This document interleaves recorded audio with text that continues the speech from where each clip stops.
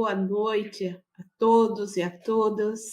Sejam bem-vindos à mesa temática A Política Nacional de Transplantes, o debate dos assistentes sociais para viabilizar direitos. Eu sou professora doutora Marli Elisa Nascimento Fernandes, sou assistente social e atualmente pesquisadora da Faculdade de Ciências Médicas. Sou uma mulher negra, tenho 57 anos, uso óculos, adoro turbante no cabelo. Nesse momento eu estou no quarto da minha filha e estou vestindo um vestido azul e brincos. É um prazer, quero agradecer desde já à comissão científica e organizadora pela oportunidade de nós fazermos esse debate acerca da doação de órgãos para transplante e os transplantes de órgãos. E eu gostaria de apresentar os nossos colegas que vão estar conosco nessa mesa, que é a Débora Freitas, é assistente social do Instituto de Cardiologia do Distrito Federal, Brasília, e a assistente social doutoranda Priscila Paura, que é da Universidade Federal Fluminense e também assistente social no programa de transplantes. Eu gostaria, nesse momento, de fazer, vamos combinar como será a nossa apresentação. Eu gostaria de fazer uma breve retrospectiva a respeito da Política Nacional de Transplante. Então, antes das apresentações dos 3 trabalhos, né, para contextualizar onde o serviço social se inseriu nesta tão importante política. A Política Nacional de Transplante, ela foi legitimada pela Lei 9.434/97 e também pela Lei 10.201 de 2001, que criou o Sistema Nacional de Transplante, onde são norteados todos os procedimentos, desde a captação até o transplante em si. E o primeiro transplante no Brasil, considerado agora em 2016 pela Jornal Brasileiro de Transplante, foi em 1964, um transplante renal que ocorreu no Rio de Janeiro. E também o primeiro transplante de coração foi em 1968, pelo Dr. Zerbini, aqui em São Paulo, onde foram os primeiros trabalhos, né, publicados a respeito dessa questão. Passando a partir de 2005, 2007, eu tive o privilégio de ser capacitada, eu e outras profissionais, assistentes sociais aqui da região de Campinas, pela Política Nacional de Educação Permanente do Sistema Nacional de Transplante. E, a partir daí, em 2010, já se normatizou a Portaria 2600, ela reconhece o assistente social como um dos profissionais de saúde importantes e capacitados para trabalhar na Política Nacional de Transplante, nos programas de captação de órgãos e de transplante de órgãos, que são equipes diferentes. O Ministério da Saúde, ele reconhece o assistente social como um profissional que, além da assistência e do ensino, seria capacitado para a produção de conhecimento. Então, eu vejo isso como um grande ganho para nós, trabalhadores da saúde, e que nós temos muito a contribuir. Nós sabemos que o SUS, né, norteado em 1990, no Brasil, 96% dos transplantes, eles são financiados pelo Sistema Único de Saúde. Obviamente, a gente sabe e tem muitos problemas, né? Vocês já devem ter visto na mídia alguns problemas em relação ao acesso à medicação, tudo, mas Ao longo desse período de história da Política Nacional de Transplante, a gente observa uma grande sobrevida dos pacientes. E falando isso a respeito do nosso usuário, para quem trabalha na captação de órgãos, na doação de órgãos, nossos usuários são as famílias, porque o doador de órgãos, que foi geralmente está em morte, geralmente não, que está em morte cefálica, ele pode ser um trabalhador, e por isso nós temos que um campo de trabalho com a família, com a rede socioassistencial, com a rede, com a previdência, para garantir um suporte ao direito da família a esse processo. Então, é bom enfocar que sem uma família doadora não ocorre transplante de órgãos, né? Então, a gente precisa entender que o serviço social é muito importante nessa política, e ele tem potencialidade para sugerir mudanças, melhorias, né? E é isso que eu estou trabalhando nessa temática em pesquisa. Já estive na assistência, mas hoje estou apenas na pesquisa, e desde 2005 a gente está levantando essa bandeira para a nossa categoria, para que nós possamos, dentro do nosso cotidiano de trabalho, levantar indicadores que possam nortear melhorias para a família, para o usuário. Para quem trabalha, só para situar, as causas de morte, por que a gente fala, nossa, por que um assistente social num programa de captação? Por que trabalhar com doação? Quem trabalha nesse programa, nós vamos nos deparar com pacientes, né, e crianças e adolescentes, muitas vezes tiveram causa de morte por traumas, acidentes, no caso de adulto, AVCs, né? Todo tipo de traumas, politraumas decorrente de causas externas, né? Que levou à morte encefálica e acidentes de trabalho, que esse paciente às vezes foi vítima de acidente e teve uma morte encefálica constatada. E aí, quem vai dar esse suporte, vai orientar a família, vai viabilizar as informações para acesso aos direitos? É o assistente social. Então, isso é muito importante.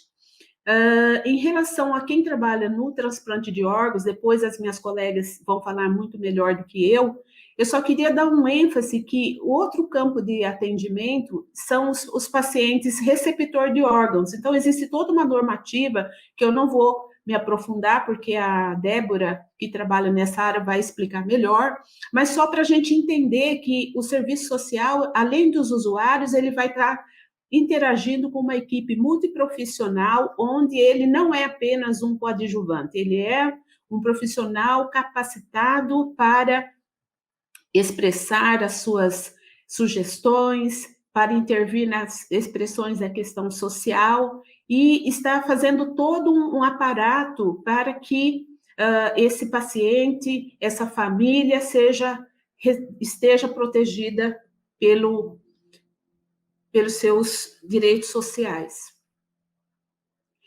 Outra coisa que eu trouxe um pouquinho, que eu gostaria de estar falando, né, que no sistema, esse ano, houve um impacto muito grande da Covid, né, e isso trouxe 9,5% de menos procedimentos de transplante, né? E também embora teve um decréscimo da taxa de recusa familiar das entrevistas, né? Nós tivemos uma taxa de 15,8 de doação por milhão de população. É muito baixa ainda, pensando nos pacientes que estão em lista de espera. Então, existem muitos pacientes que estão aguardando em lista de espera. Eu fiz um levantamento do primeiro semestre, haviam 40.740 pacientes aguardando em lista de espera por um transplante. É muita gente, é quase uma cidade. E também, desses tais, né, 12.234 eram de córneas, 266 de coração, 26.678 de rim. E, então, é um número, um índice muito alto de pessoas que estão aí, às vezes, fazendo diálise, hemodiálise.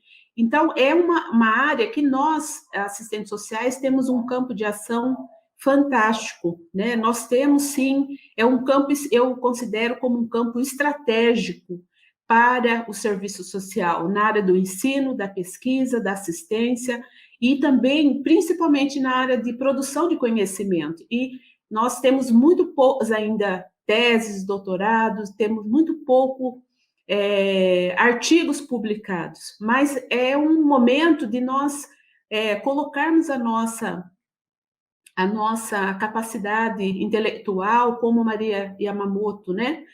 Maria Yamamoto diz, né, com uma capacidade crítica, criativa, para podermos viabilizar informações que venham contribuir para a melhoria nessa política, né? Nós sabemos que tem problemas ainda, mas se nós nos organizarmos, nós podemos sim trazer contribuições maravilhosas, contribuições que possam agregar valor a essa política, né? Então, esse ano, nós tivemos 44% devido à Covid-19 de mortes de pacientes na lista de espera. É muita gente, 44%. Né? E só para entender, para deixar claro que são equipes diferentes. Quem trabalha na captação não trabalha no transplantes, por questão ética, né?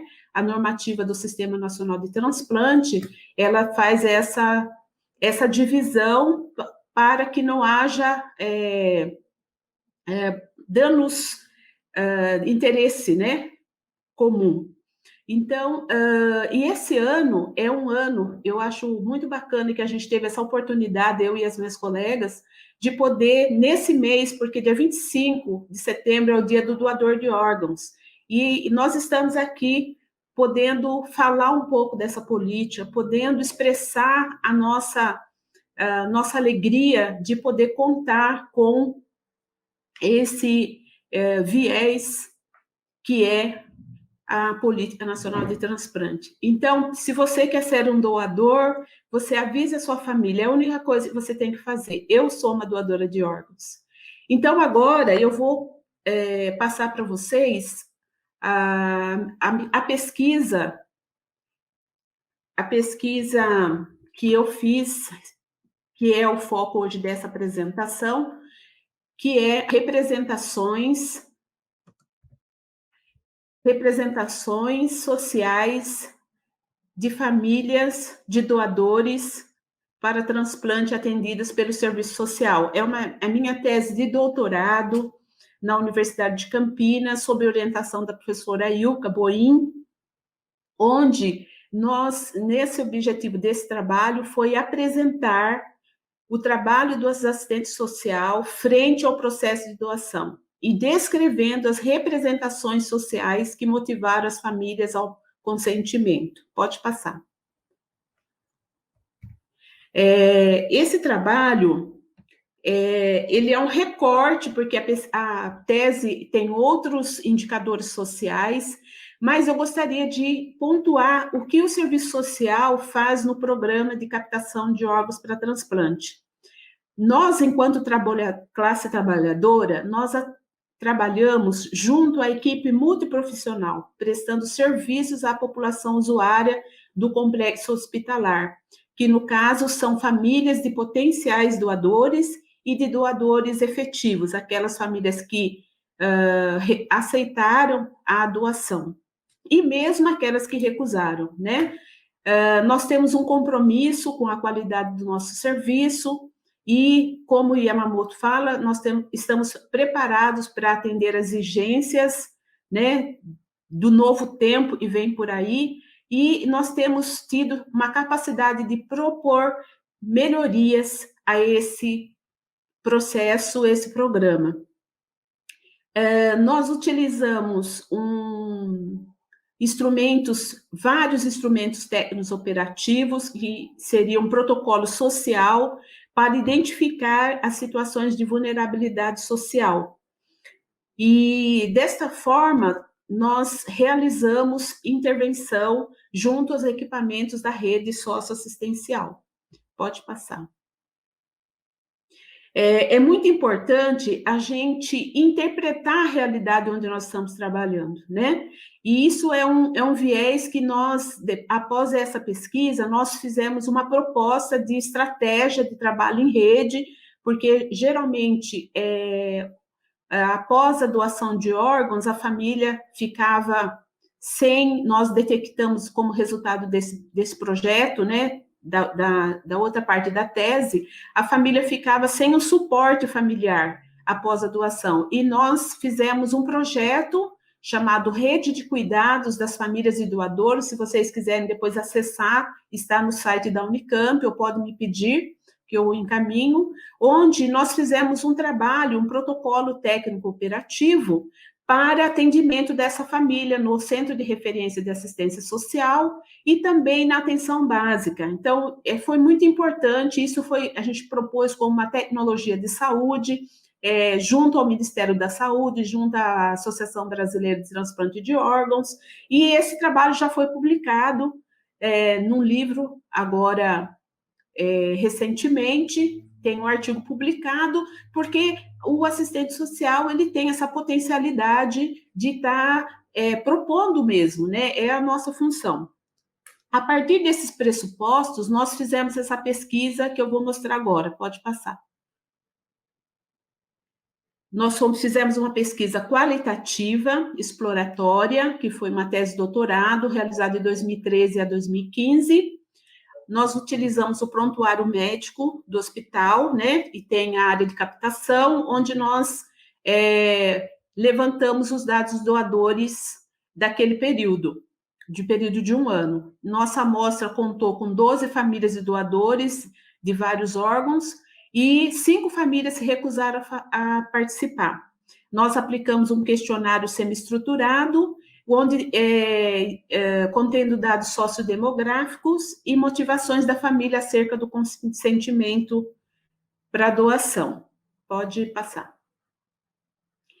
A pesquisa, ela teve aprovação do Comitê de Ética na plataforma Brasil, e os dados sociodemográficos foram avaliados por frequência descritiva, enquanto as informações qualitativas foram categorizadas como representações sociais que motivaram as famílias para autorizar a doação de órgãos, doação para transplante, e valores familiares que impactaram na decisão pelo consentimento da doação. Pode passar. Então, é importante, da nossa amostra, que se constituiu depois de 7 famílias, nós tivemos a faixa etária da família foi entre 25 e 64 anos, porque nós tivemos crianças que foram vítimas de trauma e foram doadores de órgãos. A maioria eram homens que consentiram a doação, brancos, tinham a religião evangélica e católica com maior prevalência, a maior foi evangélica. O nível a profissão dessas famílias eram de nível médio, e todos tinham proteção social, todos trabalhavam registrado. A média de pessoas da família era entre 3 pessoas, 3 membros, e a renda per capita de um salário e meio. E a maioria tinham domicílio próprio. Isso denota que aquela política o programa Minha Casa Minha Vida, nesse caso, foi importante para esse estudo. Pode passar. Os resultados qualitativos foram agrupados pela análise de conteúdo de Bardan, e eu quero ler para vocês. Então, é interessante que nós, sendo um país multicultural, a questão da religiosidade, né? Ela tem espiritualidade, ela tem um fator preponderante na questão da doação. Então, eu vou ler aqui. Eu já tinha ouvido falar, né, da doação devido à publicidade e fala tudo, mas não havia passado por isso, não sabia como era os procedimentos. Com a organização que é, eu não sabia. A religião foi fundamental para decidir doar. Pode passar para o outro, já está expirando o meu... Pode passar. E o outro foi, que eu achei importante, valores familiares que impactaram na decisão pelo consentimento. Foi o médico, o neurologista, sobre a possibilidade de doação, e assistente social depois me deu apoio e orientação sobre as questões do INSS. Então, a gente percebe, pode passar, a importância do trabalho do assistente social. O próprio usuário reconheceu a importância da orientação, dos encaminhamentos, da intervenção. Concluindo, as representações sociais das famílias colocam em alerta que a tendência mundial para a saúde será o aumento, assegurar mais doações de órgãos e transplantes de órgãos. Então, proporcionando um amplo espaço de trabalho e capacitação para que nós possamos oferecer serviços socioassistenciais de qualidade para garantia de direito das famílias. Muito obrigada. Pode passar aí, por favor. Aí está o meu e-mail, o meu Instagram. Se vocês tiverem mais informações, nós estamos à disposição. Esse logo que está aí é um projeto social que eu falei para vocês que nós, a partir da tese, nós fizemos na Unicamp, chama Rede de Cuidados das Famílias Doadoras de Órgãos. Muito obrigada, e como coordenadora, eu agradeço muito a participação, né, de todas as pessoas, as colegas que estão conosco para apresentar, e agora nós vamos passar para a professora Priscila Paura, que vai apresentar o trabalho Regionalização do Acesso ao Transplante Renal com Doador Falecido no Brasil. Ela é da Universidade Federal Fluminense e vai trazer uma grande contribuição para essa mesa. Com você, Priscila. Obrigada, Marli. Boa noite. Bom, eu já me apresento, né? Eu sou a Priscila Paura, assistente social da Central Estadual de Transplantes, aluna de doutorado do programa de pós-graduação em Bioética Aplicada à Saúde Coletiva, e estou hoje com uma blusa verde de manga longa, verde a cor do transplante. Nós estamos no setembro, não só no setembro amarelo, estamos no setembro verde também. E dia 27 é o Dia Nacional de Doação de Órgãos. A gente, domingo, aí vocês provavelmente vão estar vendo aí várias comemorações, vários eventos, nem que sejam virtuais, sobre a data. Eu tenho cabelos e olhos castanhos e estou em casa, no quarto do meu filho. Então, o trabalho que eu vou apresentar hoje é parte da tese que vai ser defendida ainda de doutorado, está sendo realizada, né, pelo PPG-Bios, sob orientação do coautor, professor doutor Aloysio Gomes da Silva Júnior, sobre esse trabalho, né, sobre a regionalização do acesso ao transplante renal com doador falecido no Brasil. Pode passar. Então, a gente tem a professora Marli, né, fez um breve apanhado, né, do cenário nacional do transplante, do processo de doação-transplante, e eu introduzo o trabalho, né, ratificando que o Brasil possui o maior programa público de transplante do mundo, e ele é o país é o segundo país do mundo em número absoluto de transplantes. A gente pôde observar pelas palestras da manhã que algumas professoras citaram a Política Nacional de Transplantes como um dos exemplos de sucesso do SUS, né? E é motivo de muito orgulho trabalhar com a Política Nacional de Transplantes, trabalhar no SUS, né, ao longo aí da minha vida profissional. Entretanto, esse desenvolvimento, esse sucesso, ele não tem sido observado de forma homogênea nas 5 regiões brasileiras.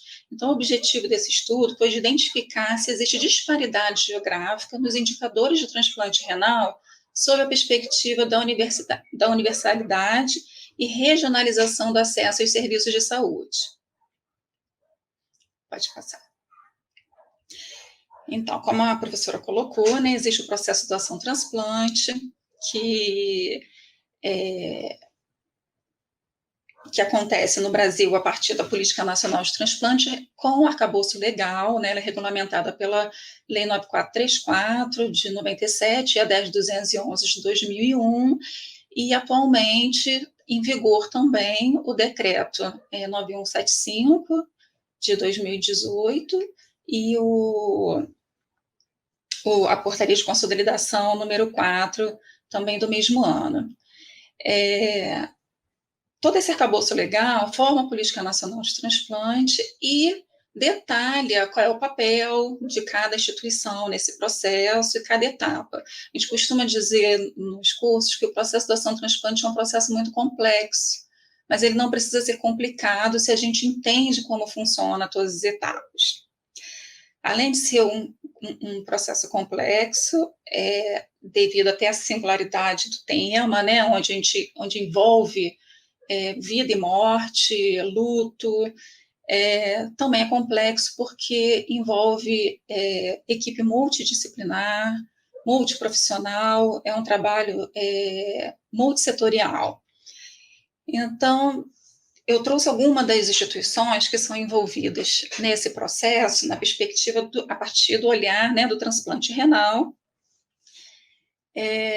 entendendo que existe uma pessoa que tem uma doença renal crônica, né, em estágio final, ou seja, que necessita de terapia alternativa, né, para tratamento de saúde, porque seu rim já não está funcionando, e ela tem como alternativa terapêutica hemodiálise, diálise peritoneal, e o transplante é uma dessas alternativas. Então, a gente tem os serviços de diálise, clínicas de diálise, centros de referência, né, em nefrologia, que são as instituições que têm o cuidado em saúde na atenção da pessoa com a doença renal crônica. Então, desse lado tem, né, uma pessoa que necessita do transplante, quer como única alternativa de tratamento de saúde, quer seja como único tratamento, quer seja como alternativa de saúde, que precisa do transplante. E ela, através desse serviço de diálise, ela recebe a informação do transplante, mas ela vai se inscrever para o transplante através do centro transplantador, com as equipes transplantadoras. E ali vai ser preparada essa pessoa, né, com a doença renal crônica, ela vai estar sendo preparada, sendo avaliado o risco cirúrgico, e no dia que for transplantar vai ser chamada por essa equipe, vai realizar o procedimento no centro cirúrgico, né, dessa instituição, e vai ser acompanhado no pós-transplante também ali. Do outro lado, tem aonde tem o órgão, né, ainda que a gente tenha, né, a doação intervivos, o que a gente está discutindo hoje o objeto do estudo, né, é o doador falecido. Então, onde está esse doador falecido? Ele se encontra nos hospitais notificantes. São hospitais normalmente de referência para neurocirurgia ou referência para trauma. Não são os únicos lugares, mas normalmente é ali onde está esse potencial doador. Por quê? Porque a gente, para ter doação de órgão, e nesse incluído rim, é necessário ter o falecido tem que estar em morte cefálica, ou seja, o morto com o coração batendo. Depois que o coração para de bater, já não pode mais doar os órgãos, só pode doar tecido. E é neste contexto que a legislação nos aponta que, para ter doação, precisa que a família autorize, que é o que traz a Lei 10.211 e é ratificada pela Portaria de Consolidação, pelo decreto, né, 9175. Então, essa família ela tem que ser cuidada, acolhida, informada nesse contexto de luto. né, a partir da comunicação da morte, da compreensão da morte, que essa família vai ser oferecida a essa família a possibilidade da doação. Então, de um lado tem a pessoa que precisa, do outro lado tem a pessoa falecida, né, que doa, e existe a instituição chamada Central Estadual de Transplantes, ou em alguns casos regional de transplantes, que é responsável pela gestão da política a nível estadual, que vai inserir um sistema informatizado tanto as informações de quem precisa, como as informações de oferta, né, desse órgão que foi doado, e através desse sistema informatizado, através de um algoritmo que é elaborado a partir da legislação vigente, para que saiba quem é que vai transplantar. Né? Cabe aqui uma consideração que o transplante de rim, ele não a lista de espera não é por quem se inscreve primeiro transplanta primeiro, é da compatibilidade HLA.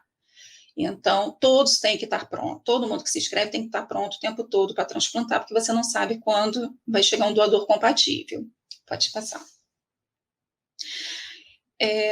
O estudo se baseou numa análise observacional dos dados da tabela do Registro Brasileiro de Transplantes, o RBT, que é um registro realizado pela Associação Brasileira de Transplantadores, a BTO, e nesse registro foram coletados os dados do número anual dos transplantes, conforme o tipo de doador, dados por estado e dados por região brasileira. As variáveis analisadas foram o número de doações efetivas e os transplantes renais com doador falecido.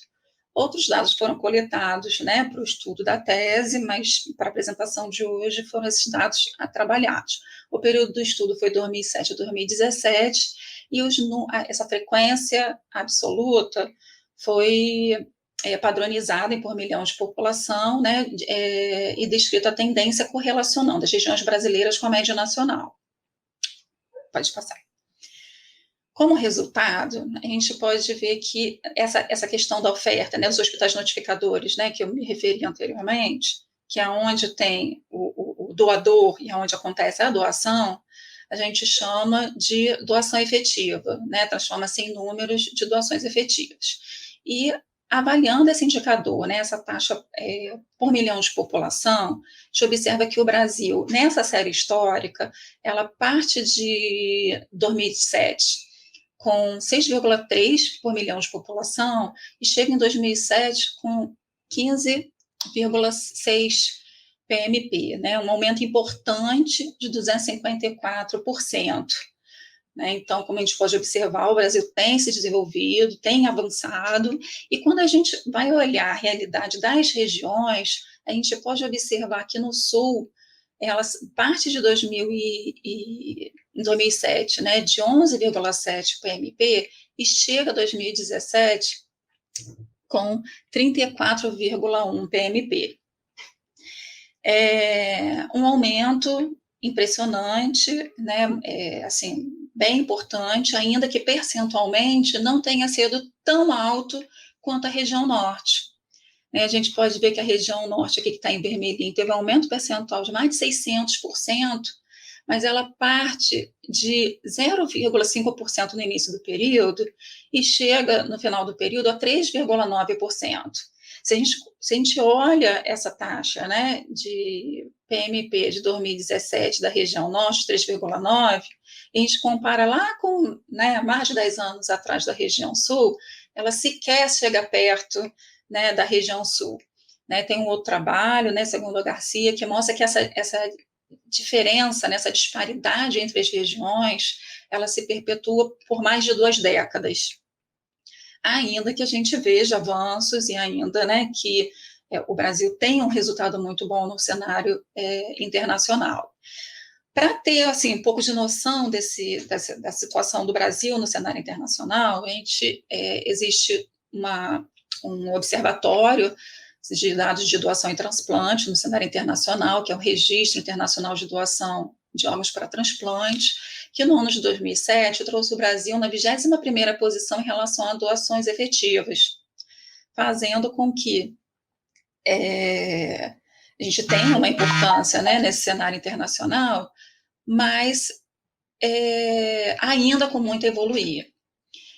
E aí eu como a gente, assim, eu pude observar nessa diferença, né, das regiões, e muitas das nossas regiões são bem maiores do que muitos países, né, se a gente transformasse esse exercício, transformar as regiões em países, a região sul estaria disputando a segunda posição ali com Portugal, só perderia da Espanha, né, demonstrando como que, assim, nós, em nosso país, com a legislação que temos, com o financiamento que temos, com a expertise, né, a competência técnica e teórica, seríamos capazes de alcançar resultados, né, compatíveis com os melhores países, né, no cenário internacional. A região sudeste já teria um comportamento equivalente à média brasileira, né, perto ali da 20ª posição. Entretanto, a região centro-oeste e nordeste já estaria assim, bem abaixo, né, próximo abaixo da 30ª posição, e a gente tem ali a região norte, que está muito abaixo, muito aquém. Né? E olhando, assim, eu acho que essa imagem, né, ela traz muito, assim, dá visibilidade a a impactante, né, disparidade existente entre as regiões, né, o potencial que temos quando a gente olha para a região sul, mas o quanto ainda temos, né, para caminhar, para conquistar, para avançar na região norte. Pode passar. Em relação ao transplante de rim, o comportamento praticamente se mantém, né, nesse padrão, né, a gente entendendo que um doador, né, normalmente, né, tem 2 rins viáveis para doação, então, em tese, né, um doador gerariam dois órgãos, né, retirariam 2 pessoas da lista de espera, ainda que não seja bem assim o cálculo utilizado, né, mas alguns países, ou alguns estados, algumas regiões conseguem transformar, né, um doador em um número maior de doações, e que vai refletir a diferença entre a taxa do número de transplantes em relação à taxa de doação efetiva. E a gente consegue perceber o mesmo movimento, um aumento percentual muito importante, né, na década observada, da região norte. As políticas adotadas foram importantes para conseguir trazer esse desenvolvimento para a região, entretanto, ainda muito aquém do potencial da média brasileira. Né?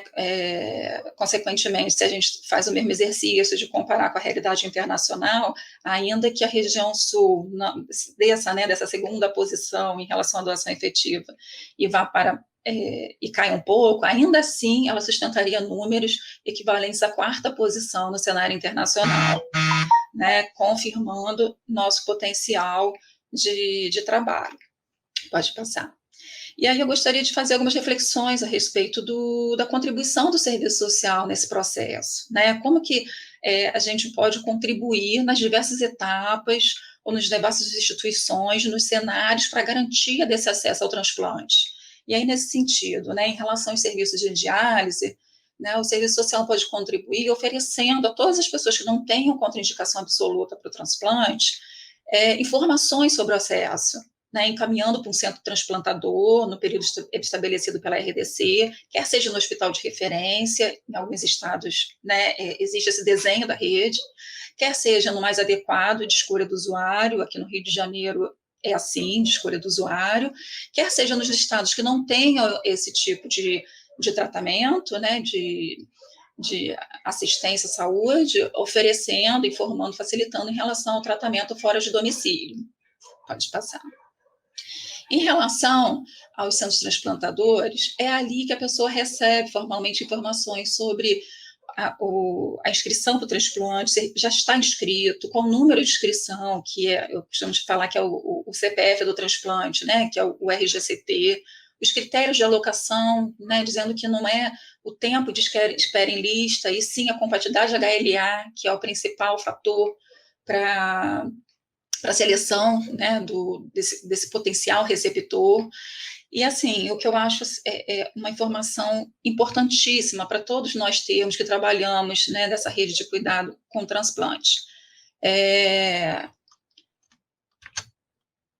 E aí a gente tem a possibilidade de informar, né, ao paciente que ele não tem mais, que ele tem que se manter apto para o transplante, e quais são as situações que faz para que eles não sejam removidos.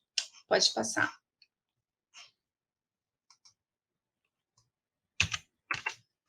Em relação ao hospital notificante, a Marli já falou, né, já tratou desse assunto, então não vou entrar em detalhes, mas focar que é nesse espaço que a gente garante o direito do usuário, né, da família desse doador, o direito de, pela doação ou pela não doação. Né, entender que a gente não pode privar essa família de decidir pelo sim ou pelo não. Né? Então, quando a gente não viabiliza que essa conversa, que esse acolhimento, que essa entrevista familiar para doação aconteça, a gente está privando o nosso usuário de exercer essa autonomia pela doação de órgãos, porque atrás dessa doação que a família tem, você também tem o acesso ao direito ao transplante, né, que o potencial receptor também tem. Pode passar.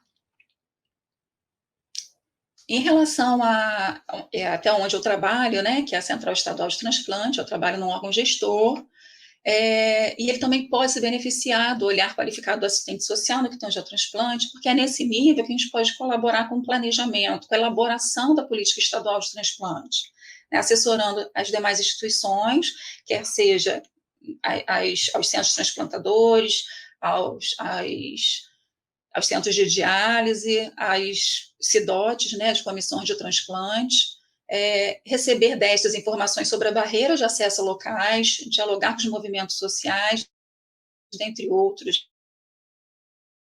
ação para esse devido acolhimento, esse acolhimento que empodera, permite que essa tomada de decisão seja livre e esclarecida. Né? A gente também tem essa dimensão de ação profissional nesse contexto, né, de órgão gestor da política. Pode passar. Então, já encerrando, né, um pouco da apresentação, a mensagem que eu gostaria de deixar, assim, a importância para a viabilização desses direitos seria essa articulação entre os serviços, identificando as barreiras de acesso que torna possível a criação de estratégias tanto no nível micro como na macroalocação, e então a construção de caminhos possíveis para o acesso universalizado ao transplante. A gente pode passar.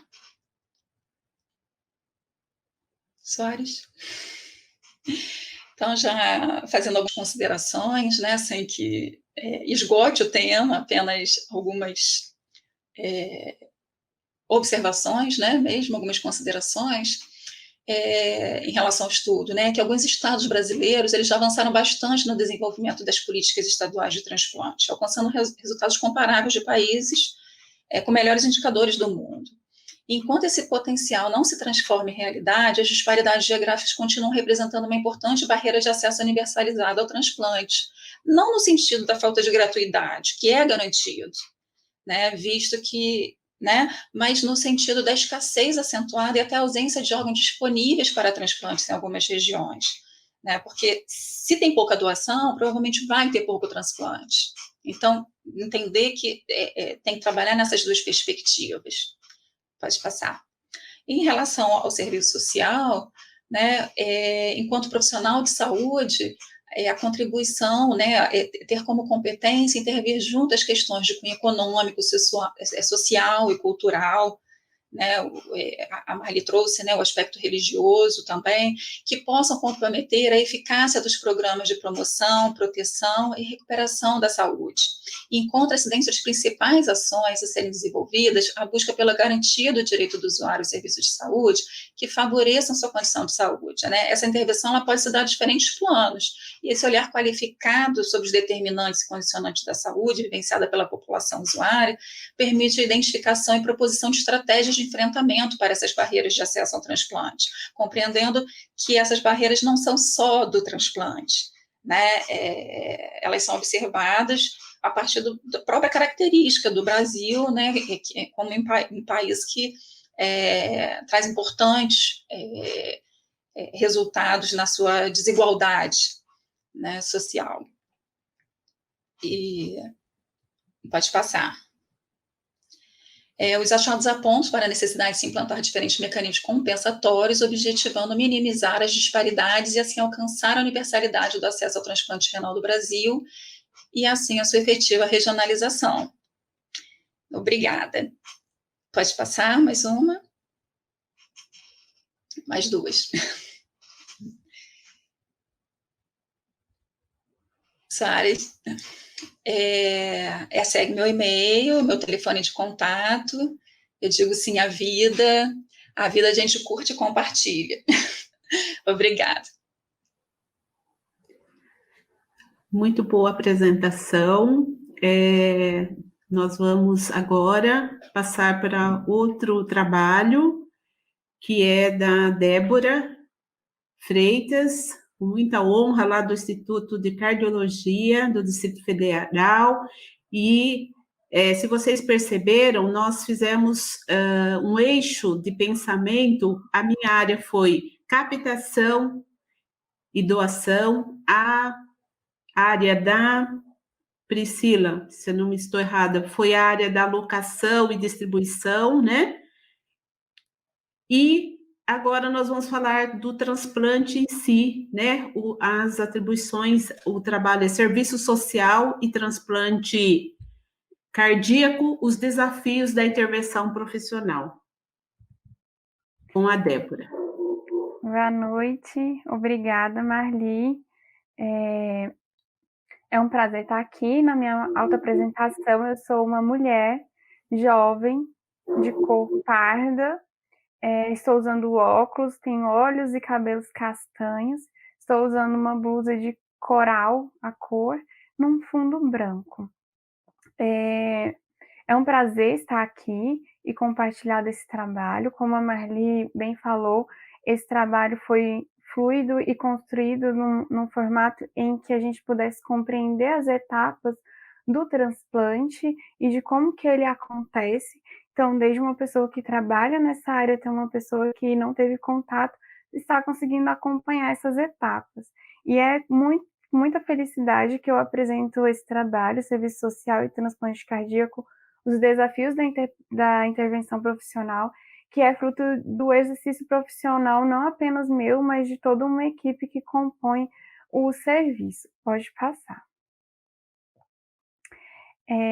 Como uma introdução, já foi bem falado e muito bem falado sobre vários aspectos tanto do contexto da saúde quanto de transplante, então não vou me ater muito a essa parte, vou priorizar mesmo a parte do estudo em que eu vou colocar a parte de trabalho, o que realmente a gente desenvolve.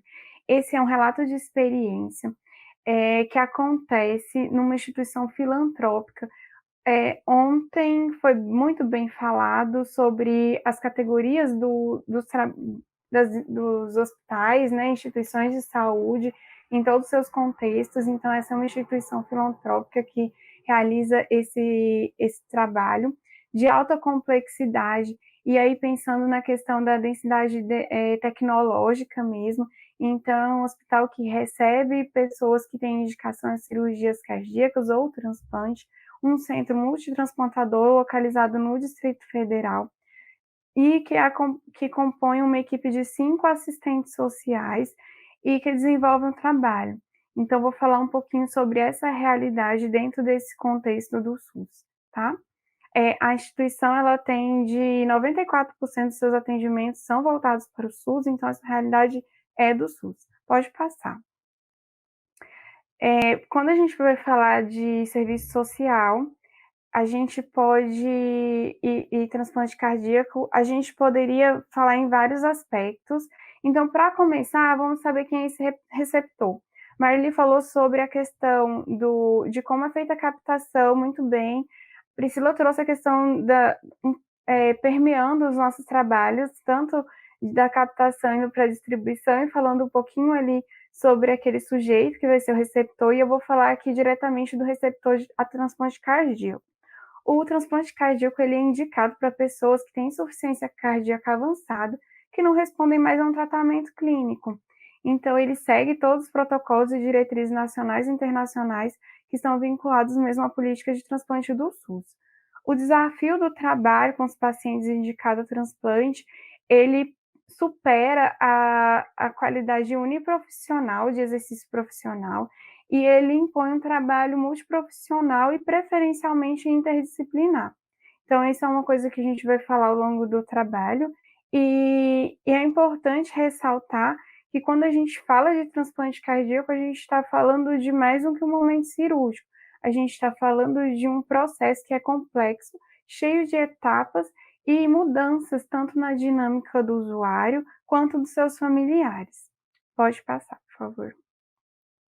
Dentro dessa compreensão do processo de avaliação de transplante cardíaco, trouxe aqui uma fala que vai complementar, que a Minayo traz: nenhuma disciplina por si só dá conta do objeto a que perseguimos, porque ele envolve ao mesmo tempo e concomitantemente as relações sociais e o social propriamente dito, as expressões emocionais e afetivas, assim como o biológico, que em última instância traduz, através da saúde e da doença, as condições e razões socio-históricas e culturais de indivíduos e grupos.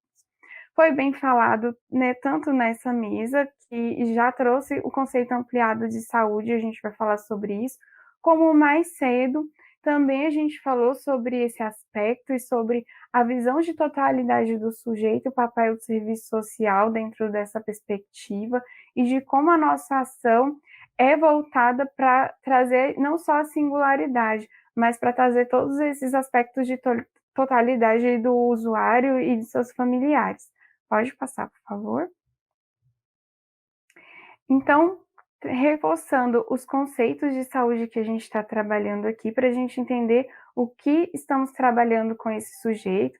Já foi bem falado que ele vai além da questão biológica e tem, a partir do bem-estar físico, mental, social, já reforçado pela OMS, e pela Constituição Federal de 88, que vai expressar os determinantes e condicionantes sociais da saúde, que traz aí, referenciando a alimentação, a moradia, saneamento básico, o meio ambiente, o trabalho, a renda, a educação, a atividade física, transporte, lazer e aos bens essenciais e serviços. Aí, nesse aspecto trazido tanto pela OMS quanto pela Constituição Federal, a gente engloba todos aqueles aspectos que a gente compreende a saúde e é com base nessa compreensão de saúde que a gente desenvolve o nosso trabalho. Pode passar, por favor. Trouxe aqui, para ficar mais claro, nessa imagem tem um fluxograma que discorre sobre os processos, né, que o usuário passa dentro do serviço, para que a gente entenda como que é esse funcionamento. Então, compreendendo que o paciente chegou, o usuário chegou vindo de uma baixa ou média complexidade encaminhado através de um sistema de regulação, e esse sistema de regulação vai direcionar ele para uma avaliação clínica. Então, a partir de uma avaliação clínica, é configurado que ele realmente tem uma indicação de transplante imediata, ou que ele precisa de mais tempo para otimizar um tratamento e depois ele vá para um transplante, ou então que ele tem alguma contraindicação ou não tem indicação. A partir da indicação imediata clínica, esse sujeito, esse usuário do serviço, ele vai ser encaminhado para acompanhamento por toda a equipe. Então, ele vai ser acompanhado pelo serviço social, pela enfermagem, pela odontologia, psicologia e nutrição. E, a partir daí, se dá o processo de avaliação pré-transplante cardíaco. Assim que a gente configura esse momento, é feita uma avaliação de riscos, tanto nutricionais, psicológicos, sociais, e aí são levantados, e a partir desse processo de avaliação, o comitê de listagem, ele se reúne, composto por todos esses profissionais, mais o cirurgião, e vão avaliar realmente a indicação de transplante desse sujeito. A partir da avaliação do comitê, ele vai receber uma contraindicação, ou ele vai receber uma que pode ser absoluta, ou pode ser relativa, ou uma pendência, ou uma indicação para a listagem. Então, esse é o percurso que ele pode fazer. Uma contraindicação que não é absoluta, que é relativa, ela pode se modificar virando uma contraindicação absoluta ou sendo indicado para o transplante. A partir da indicação para transplante, ele passa a ser listado, e aí ele vai entrar para a lista de espera, que a Priscila bem trouxe, né, no trabalho anterior, e a partir dessa listagem, ele vai aguardar o transplante, realizar o transplante e continuar em acompanhamento enquanto estiver vivo, enquanto viver, ele vai ser acompanhado por uma equipe transplantadora. Pode passar, por favor? Então, quando a gente fala de avaliação para transplante cardíaco, eu trouxe aqui os principais norteadores que a gente tem de trabalho nessa área. Então, nossos documentos norteadores, nós temos o trabalho muito bem desenvolvido por Cláudia Lemos. Lemos realizou tanto um processo de avaliação e criação de indicadores sociais, mas também do processo avaliativo em si. Então, ela, a partir desse processo avaliativo e dos indicadores sociais, é elaborado todo o fluxo de atendimento desse processo de avaliação, que eu vou trazer mais para frente. E também as diretrizes, né? Diretrizes brasileiras de transplante cardíaco, já estamos na 3ª versão. Em cada uma delas vem trazendo aspectos e vem sendo atualizado a forma com que a gente tem trabalhado com esse usuário e as novas tecnologias que a gente tem, por exemplo, o coração artificial, entre outras coisas. E os próprios protocolos institucionais, que vão desde os protocolos do serviço social quanto aos protocolos clínicos que se perpassam e se misturam e constroem esse processo de tratamento. Pode passar, por favor? Então, o que é a avaliação social para transplante cardíaco hoje, na nossa vivência, na nossa atuação profissional cotidiana? Ele é um processo técnico e científico de caráter avaliativo da realidade social, intervenções de análise conjuntural, postura crítica, propositiva para os pacientes receptores de transplante e seus familiares. É muito importante a gente já inserir esse pensamento da participação familiar, porque ela vem como um dos desafios, e a gente vai falar um pouco mais sobre isso. Então, é preciso entender que aqui o serviço social trabalha com o conceito e a compreensão de família extensa, e não só família consanguínea, e esse é uma das coisas que a gente tem referente a limitações e provavelmente vários outros desafios. Então, inicialmente, quando há uma indicação clínica e o usuário ele é encaminhado para acompanhamento com todo o resto da equipe, com toda a equipe que compõe, né, esse serviço de transplante, ele passa por um atendimento preferencialmente ambulatorial. Preferencialmente porque existem casos de riscos de gravidade que são feitos e realizados em internações, UTIs, mas no geral eles são feitos ambulatorialmente e comparece o paciente, seu familiar, e é aplicado naquele momento um estudo social, que é um instrumento avaliativo baseado nesse trabalho de Lemos, que é dividido entre perfil sociodemográfico e os critérios de elegibilidade, que eu vou também mostrar aqui para vocês compreenderem como que é formado esses critérios.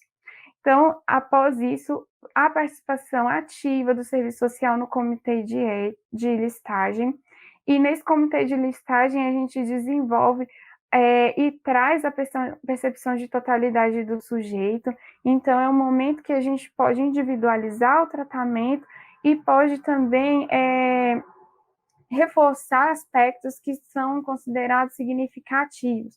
Por exemplo, foi trazida a questão pela Priscila sobre a disparidade da distribuição, e é muito importante frisar que nessa instituição a gente é referência tanto para o Centro-Oeste como para a região Norte, Nordeste.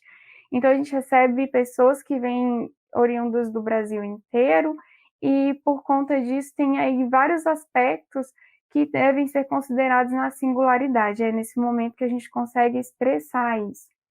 O acompanhamento durante a hospitalização ele é realizado, então é feito um acompanhamento e uma visita domiciliar, que também é realizada nesse momento. A visita domiciliar hoje está suspensa por conta do processo da pandemia, né, dessa vivência que a gente está de pandemia, mas a gente criou estratégias para continuar com essa orientação. Porém, a visita domiciliar é um instrumental, uma forma de trabalho que possibilita, além da compreensão da realidade do paciente, do usuário, da sua família, como a vivência da dinâmica familiar, a construção daqueles aspectos que são tão singulares, além da educação em saúde e orientação específica.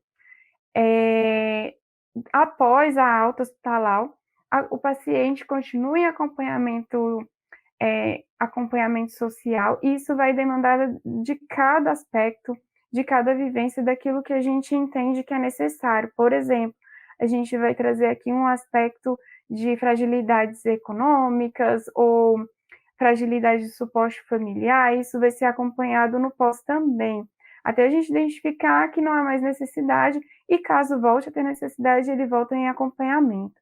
Aqui também é importante frisar a questão do TFD, que ele surge para a gente nessa questão do deslocamento e da acessibilidade ao tratamento. O TFD, ele tem passado por mudanças e hoje ele é bem amadurecido na instituição, então ele não é vinculado apenas ao serviço social, pelo contrário, os pacientes que têm demandas decorrentes desse processo, eles seguem acompanhamento, e aí é muito importante frisar, porque quando há uma falta de repasse, para quem não sabe, o TFD, ele é decorrente de uma portaria do Ministério da Saúde, número 55, de fevereiro, 29 de fevereiro de 99, que garante acessibilidade ao tratamento, ajuda de custo, e o programa de TFD, ele entra como uma forma de acessibilidade a esse tratamento mesmo. Então, às vezes, a dependência daquele suporte financeiro, ele tem um impacto nesse tratamento, e é nessa ação que a gente vai trabalhar e vai tentar minimizar, garantindo direitos sociais. Então, o TFD é trabalhado na perspectiva de garantir direitos sociais. Pode passar, por favor? Aqui eu tenho o quadro dos indicadores sociais trazidos por Lemos. Então, aqui são as variáveis que são trabalhadas dentro da nossa ficha de estudo social, que é muito comum, né, para o trabalho em saúde. Já foi falado também aqui desde ontem sobre isso, sobre essa questão da instrumentalidade. A gente trabalha esses aspectos que são importantes e prioritários nesse momento de avaliação para esse tipo de tratamento, que é de tão alta complexidade. Então, a gente trabalha aceitação, a dinâmica familiar, ela é vista aí na questão da composição, do cuidador, da adesão, da instrução também, que vai ter impacto na compreensão e de criar estratégias para que tenha acesso à compreensão mais adequada, acessibilidade, e a questão socioeconômica, que vai desde a renda per capita, a parte ocupacional, trabalhista, como também a parte habitacional, se a gente tem condições adequadas. E é esse instrumental que quantifica todo o processo de avaliação, que é subjetiva e interventiva, né? E ele vai classificar os riscos entre baixo, médio e alto risco social, e é a partir daí que a gente reforça a nossa intervenção e que a gente reforça a dinâmica de acompanhamento e de encaminhamento para a rede socioassistencial. Pode passar, por favor? Então, aqui vou trazer os desafios desse trabalho que a gente tem identificado. Eu estou há 5 anos trabalhando com transplante, então esses são desafios importantes. Alguns eu já falei no decorrer, mas aqui eu vou frisar um pouco mais para a gente compreender mais ou menos como que ele se dá no nosso cotidiano. O trabalho com a rede socioassistencial, que vai desde o trabalho com a rede socioassistencial local, e aí a gente pensa em Distrito Federal e em torno, que a gente tem cidades que são consideradas em torno do DF, e são Minas, Goiás, e que são muito próximas e que a gente tem que lidar com essa dinâmica, e até a rede socioassistencial de outros estados distantes. Por exemplo, a gente fala do próprio programa de TFD, ou a rede de assistência social dos municípios de origem desses sujeitos.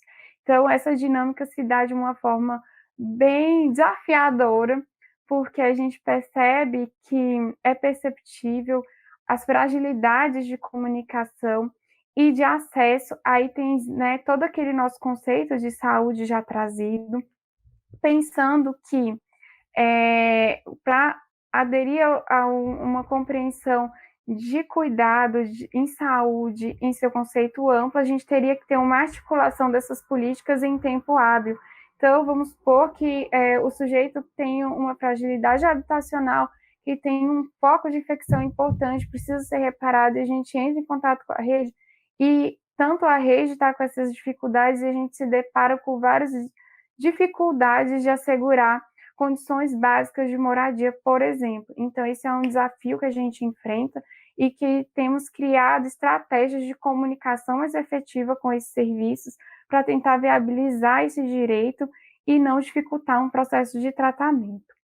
As reconfigurações familiares aparecem como um desafio muito grande, como eu falei lá no início, que a gente trabalha com o conceito de família extensa, porém, judicialmente a gente sabe da representação legal e que nossas famílias são cada vez menores e que a realidade de pessoas que não têm mais pais vivos, não têm irmãos, não têm filhos, aparecem e a gente tem que trabalhar de outras formas. E nesse momento a gente vai utilizando a criatividade para poder inserir essas realidades diversas também para o resto da equipe, que percebe isso de uma forma diferente. Então a gente cria estratégias, documentos legais, cria uma rede de suporte mobiliza a rede de suporte daquele sujeito para que a gente possa viabilizar o direito ao tratamento. Hoje já é sabido que para fazer um transplante cardíaco há necessidade de suporte familiar, seja ele consanguíneo ou não. Então, essa é uma necessidade e por isso a gente precisa se reinventar nesse momento. A atuação interdisciplinar é um desafio muito grande porque ele se dá de uma forma muito dinâmica. A interdisciplinaridade ela não é estática, né? Ela às vezes é multiprofissional, às vezes ela é interdisciplinar, e isso vai se configurando da forma com que o serviço vai se construindo. A reflexão que eu trago sobre isso é que os avanços que temos feitos com relação à interdisciplinaridade se dá muito por a divisão dos processos, tanto os processos benéficos, quando a gente vai dar boas notícias, né, para o paciente, familiar, mas também nas dificuldades.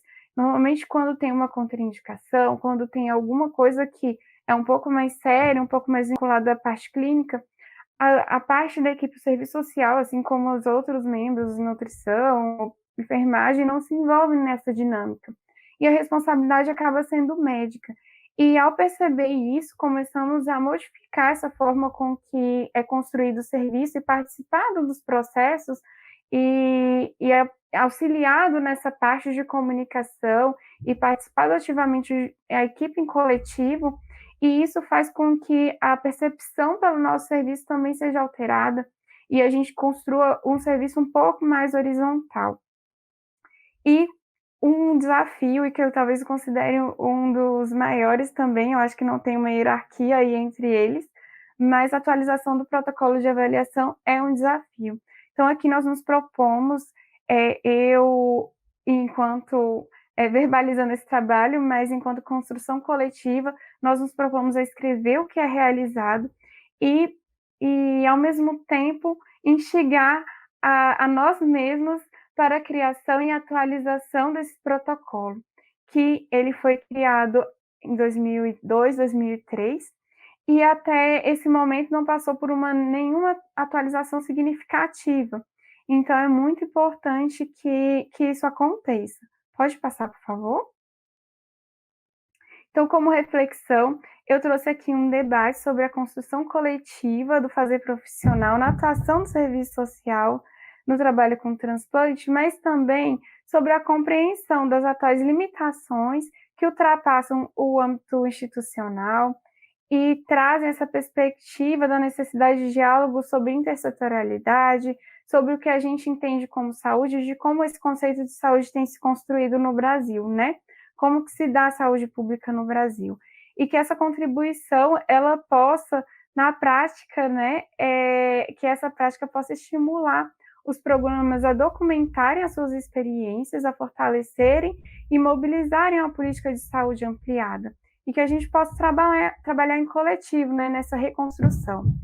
Como reflexão também, eu trago aqui se existe uma contraindicação social para o transplante.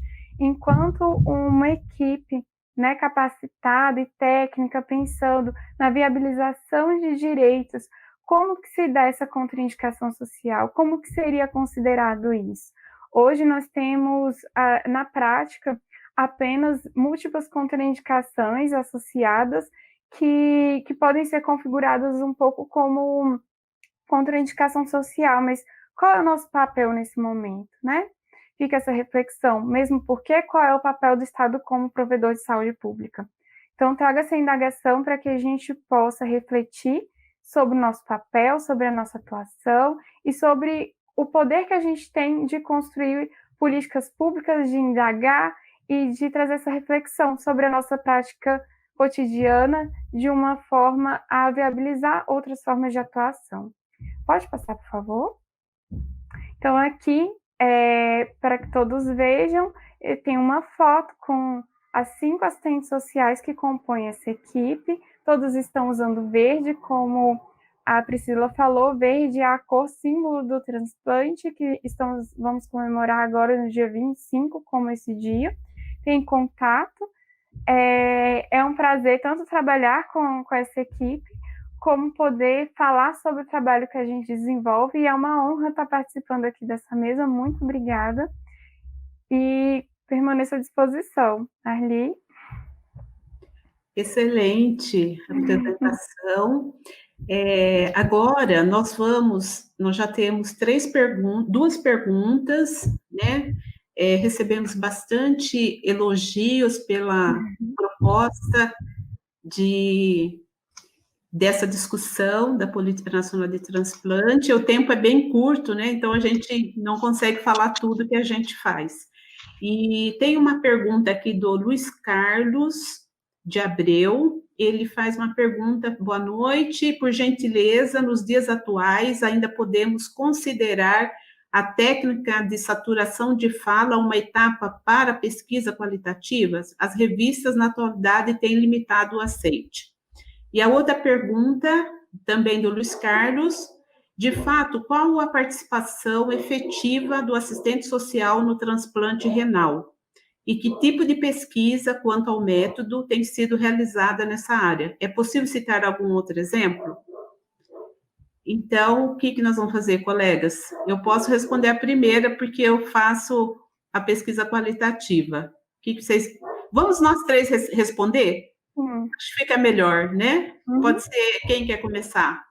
Sobre o transplante renal, acho que é a Priscila, que é da área. Pode começar. Então, social. Do que eu entendi da pergunta, quais seriam as outras atribuições, né, que o serviço social pode fazer no transplante? Num contexto de sem transplantador, a gente tem algumas atribuições possíveis, dependendo da condição potencial receptor esteja, né? No contexto de pré-lista, que é o que a gente chama, né, que é do preparo para entrar em lista, então tem esse aspecto que a gente pode considerar que a Débora trouxe, né, da realidade dela do transplante cardíaco, entendendo que tem situações que facilitam ou dificultam a manutenção do paciente em lista, né, a possibilidade dele transplantar, não para excluí-lo, mas para identificar e até recorrer à rede, né, assistencial, né? Então, articulação com a rede para realização de exames, inclusive, né, porque tem estados que são mais organizados, a rede está posta, o hospital tem estrutura, normalmente São Paulo, né, essa estrutura está mais posta, mas em outros estados não. Inclusive, o tempo de espera para inscrição em lista, em alguns estados já chegou a 7, 9 meses, para a primeira consulta, para pedir exame, para entrar na lista de espera. Né? Então, a identificação, né, desses gargalos, né, no acesso à inscrição na lista de espera, né,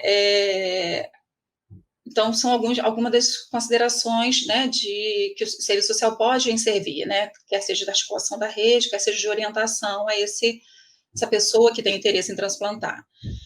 Num contexto de já inscrito na lista de espera, né, a contribuição que o serviço social poderia dar nesse contexto, quer seja de centro transplantador, quer seja de clínica de diálise, como eu já citei no trabalho, né, informando como que se faz para se manter ativo na lista de espera, a validação desse potencial doador, né, se ele se continua, né, podendo transplantar, se o contexto familiar, social, né, ainda favorece ele ao transplante ser a melhor alternativa terapêutica, né, entendendo que o transplante não é cura, é tratamento.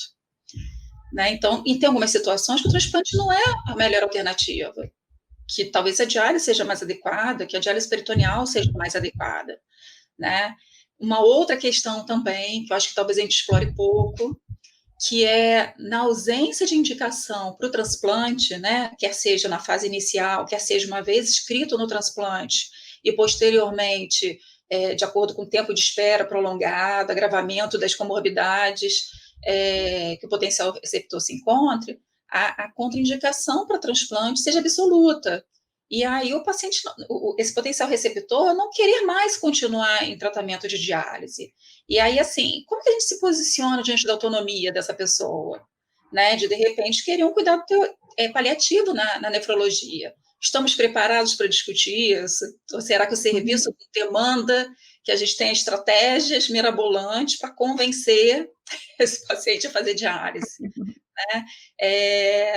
Enfim, né? Então tem essa dimensão do cuidado paliativo em nefrologia, tem a dimensão de articulação da rede, a dimensão de validação, né, sociofamiliar para transplante, para que seja um procedimento bem sucedido, e no pós-transplante também, ainda na lista de espera, né, preparar para expectativas e os anseios, muitas das vezes colocando, né, o transplante como solução dos problemas, então lidar de forma mais real com isso, e muitas das vezes até sinalizar para a equipe multi, né, que a gente dá conta dos aspectos emocionais, socioemocionais, mas às vezes precisa da parceria da equipe multi para lidar com essas múltiplas dimensões que envolve uma tomada de decisão no cuidado de saúde.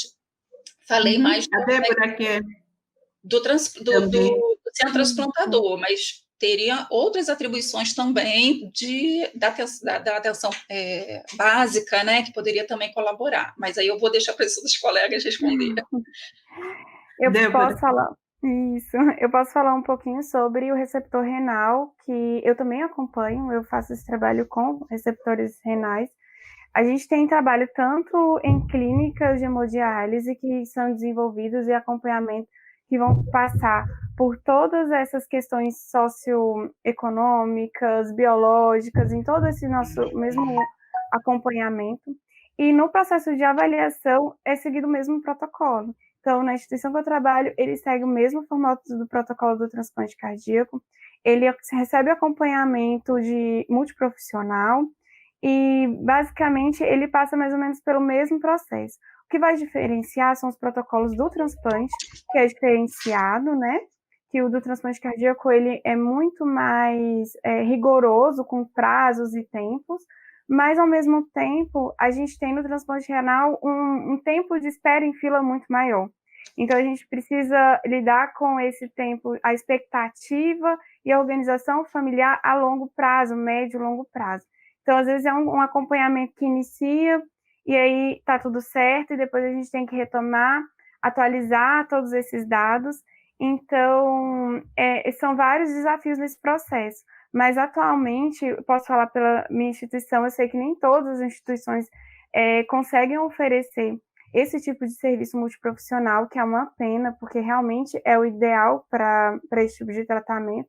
Mas na instituição que eu trabalho, ele passa exatamente pelo mesmo formato de atendimento, o que é uma coisa muito boa, porque aí tem todo esse suporte, tem todo esse olhar para a individualidade que Priscila bem trouxe, né? Pela questão da autonomia, de compreender, e toda essa logística de articulação com a rede também.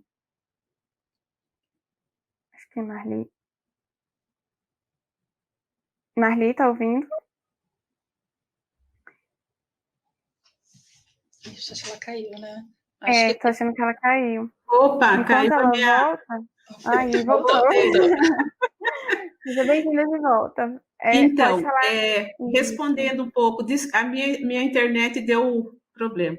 Então, em relação à pesquisa qualitativa, nós temos muitos referenciais teóricos. O professor Egberto Turato, ele tem um tratado de metodologia qualitativa que todos nós, enquanto profissionais de saúde, podemos consultar, e o número de indivíduos sujeitos por saturação, ele é importante, sim, e é validado. O que a gente percebe é que algumas categorias profissionais se propõe a fazer uma pesquisa qualitativa, mas na hora da discussão, ela não faz uma discussão com a literatura internacional, com outros autores que trabalham o tema. E aí acaba se perdendo e os periódicos não aceitam. Então, assim, no meu caso, foi falado também se 7 era um número suficiente, foi por critério de saturação, né? Porque o que é critério de saturação? São as respostas comuns dos sujeitos em que nós vamos estar agrupando, né, para poder depois fazer uma discussão com a literatura. Então, o que eu percebo, posso até falar um pouquinho de propriedade, porque eu avalio periódico de 5 revistas e 2 internacionais. Então, a gente percebe que as pessoas, às vezes, não sabem depois fazer essa linha de pensamento, né? Então, por isso que os periódicos, às vezes, não aceitam a publicação por falta desse expertise em relação aos dados que foram, os resultados, né, que foram apresentados, mas é esse o contexto. Nós temos 8 minutos ainda, eu vou ver se tem mais alguma pergunta. Aqui, várias, Célia, Lidiane, Tainá, de Iguaraçu do Tietê, parabenizando, Ruth Oliveira e Kellen Bravin, também do Maranhão, gostou muito, a Lidiane Costa, que é acho que é de Minas, de Uberlândia, e achei muito interessante. Vários, assim, o pessoal gostou bastante, né? O tempo é bem exíguo, mas a gente, como não tem mais nenhuma pergunta, vamos fazer uma finalização, né? Cada uma de nós, e agradecer a essa oportunidade, né? De estar aqui trazendo essa discussão que nós, ao longo dos eventos que a gente tem visto de serviço social, essa não é uma discussão que se coloca, assim, uma das primeiras instâncias, né, de discussão, e que o serviço social, como nós vimos na legislação, ele está inserido desde 2007, então foram mais de 12 anos que há esse trabalho na política e que nós tivemos agora esse prazer de estar aqui e podermos apresentar um pouquinho do que o serviço social tem potencialidade de fazer, tem potencialidade de discutir, de prestar assistência, de ensinar, né? Então, acho que isso foi muito importante. Então, a minha fala é essa. Vou passar agora para Priscila, para fazer as considerações. Nós temos só 5 minutos para dividir. Eu gostaria de agradecer pela oportunidade, né, desde lá do início, a Marli, né, apresentando essa proposta, e a gente, assim, meio, né, será que vai funcionar? E depois a gente foi se envolvendo e vendo o quanto é apaixonante, o quanto para nós é apaixonante, mas o quanto essa empolgação e todo esse acúmulo de conhecimento, né, produzido, acumulado, precisa ser compartilhada, né? A colega aí colocou, poxa, o espaço, né, poucos espaços para discussão, né, que seja os primeiros de muitos, né, não é a primeira ação, a gente encontra momentos pontuais de discussão, mas que a gente, enquanto categoria, se organize e produza, né, a produção científica sobre o papel do serviço social, a contribuição do serviço social nessa política que é tão importante, tão respeitada internacionalmente e que faz diferença muito séria, né, e respeitada aqui dentro, lá fora, né. Então, a Marli, agradecer mais uma vez essa oportunidade e é isso. Passar para a Débora a fala. Então, gostaria de agradecer, realmente esse é uma oportunidade muito grande, falar um pouquinho, e aí é um pouquinho mesmo, como a Marli falou, é uma dimensão muito grande o exercício profissional dentro desse tema, dentro dessa categoria de trabalho, E é muito importante para o sujeito trabalhador, né, como Marli iniciou falando, nós trabalhadoras, passarmos um pouquinho do que é realizado, do que é feito. E aí vou instigar ainda um pouquinho, que essa não é um tema que é focado na superespecialização, é um tema de trabalho que a gente desenvolve que é voltado justamente para aquilo que a gente já faz todos os dias, é trabalhar diretamente com o sujeito, na garantia de direitos, e na mobilização e mudança daí exigência de políticas públicas que atendam a essa realidade. Então, mobilização social, a forma com que a gente se comporta no nosso trabalho cotidiano, seja na academia, seja na atuação ali diretamente com o usuário, seja independente de onde a gente estiver, o espaço que a gente ocupe, a nossa visão é a mesma e ela é coletiva, né? Então, compartilhar essas ações tem sido muito importante e eu espero que seja o início de vários outros diálogos sobre como tem acontecido, como tem se dado essas políticas que são tão importantes, né, dentro do Brasil, de acordo com as suas regiões, e a gente possa construir um coletivo muito mais forte. Muito obrigada, é um prazer estar aqui com vocês, dividir essa mesa, e muito obrigada por todo mundo que participou. Muito bem. Então, faltam 3 minutos, né? Mas nós estamos assim muito gratas por ter tido essa chance, a oportunidade, né, de compartilhar. Foi quase que um ano, né, Priscila e Débora, nós ali trabalhando para fazer poder fazer um debate de qualidade, né? Mostrando que o serviço social ele tem inúmeras possibilidades de intervenção, mas também publicar mais, né? Porque o que a gente observa é que, em relação às publicações, tem muito poucas teses nessa área. A maioria das publicações são da área de enfermagem, medicina e psicologia. Então, eu convido as colegas que trabalham nessa área para vamos publicar, mesmo que não seja na área do serviço social, na área médica ou de outras áreas, porque o importante é a coletividade, né? Nós fazemos parte de uma equipe interdisciplinar, que é um desafio muito grande. Então, vamos publicizar aquilo que a gente faz, eles também precisam conhecer o que nós fazemos, né? E com a qualidade que a gente faz, com o compromisso ético-político que nós temos com a nossa profissão, de oferecer um trabalho de qualidade junto ao nosso usuário, né? E então eu penso dessa forma que isso é muito importante. Eu agradeço a toda a comissão científica, a organizadora e a vocês, Priscila e Débora, muito obrigada e que nós possamos aí continuar em outros eventos levando essa bandeira da doação de órgãos e transplante, que é o viés muito importante da saúde pública. Muito obrigada, eu agradeço a todos que participaram e até a próxima, se Deus quiser. Um grande abraço.